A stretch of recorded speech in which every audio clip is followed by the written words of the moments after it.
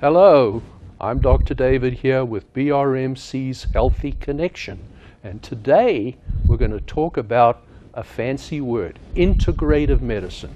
And our guest is Dr. Ron Bruton, who about 5 years ago had an epiphany.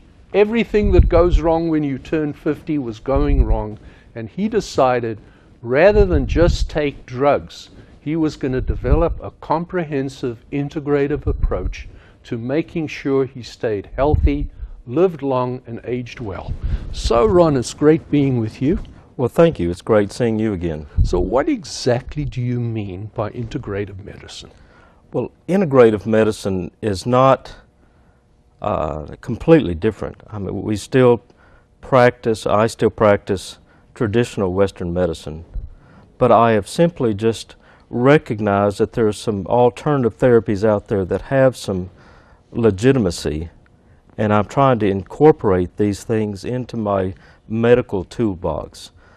Things like acupuncture or acupressure, things like massage therapy, things that studies have shown have proven benefit, but typically don't fall into the Western medical treatment algorithms. So I want to talk primarily about what I find is at least one of the most complex problems I face as a physician, that is dealing with people who have chronic pain.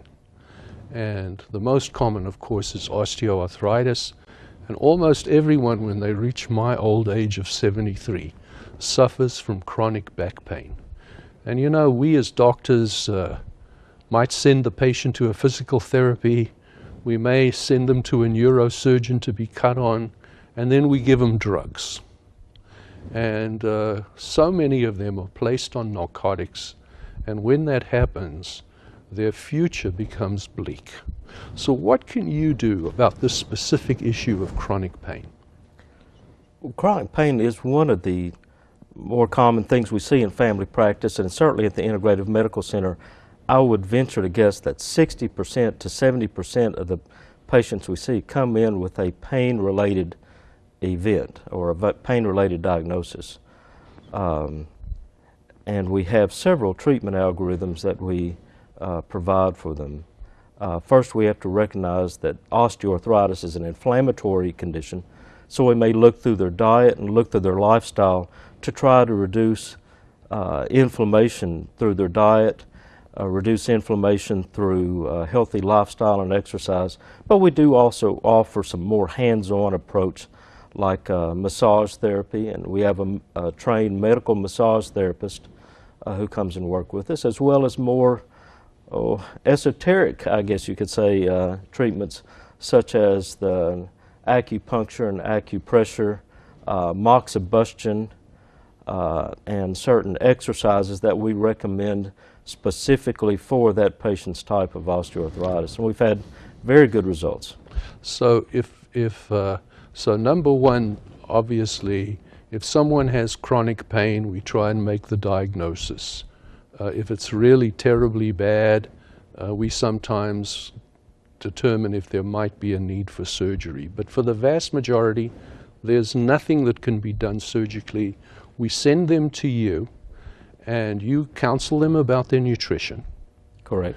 You obviously try and use appropriate pain control. That is correct. So you do participate in pain care. Absolutely. And how do you avoid giving patients narcotics like hydrocodone and morphine, or alternatively getting them off? Can you do that? In many cases we can.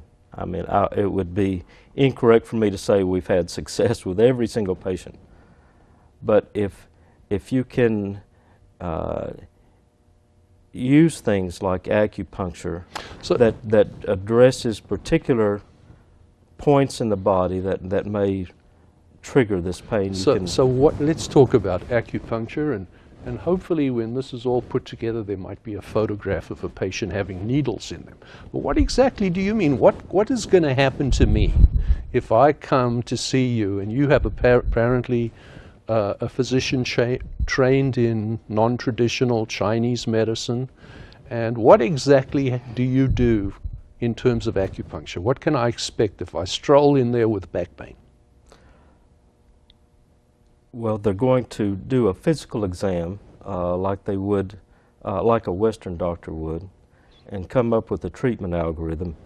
And I'll have to start by saying I am not an acupuncturist, but there are certain acupressure points in the body, and they may be remotely distant from the site of pain, but the Orientals have found through association over hundreds or maybe even thousands of years that particular pressure, whether it be with your fingertip, whether it be with a needle, or whether it be with local application of heat, can reduce or eliminate pain. So I'm coming in there and I'm going to get acupuncture. I can expect little sterile needles to be put under my skin in strategic areas, and in the long term that reduces my pain level. Is that correct? That is correct. And does it hurt? You know, I've had acupuncture Well, once myself. I did not want to recommend a therapy that I would not have tried myself, and I went in one day and I had a migraine, and I asked the acupuncturist if he could help me.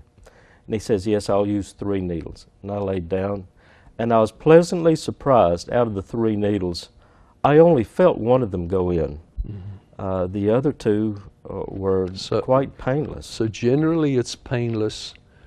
The one thing that I believe is that if you go in and have an alternative therapy and you're convinced it won't work, it won't work.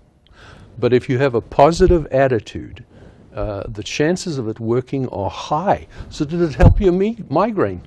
It did. Your migraine went away. My migraine went away, and in that particular day, it was like somebody turned a switch with that 3rd needle.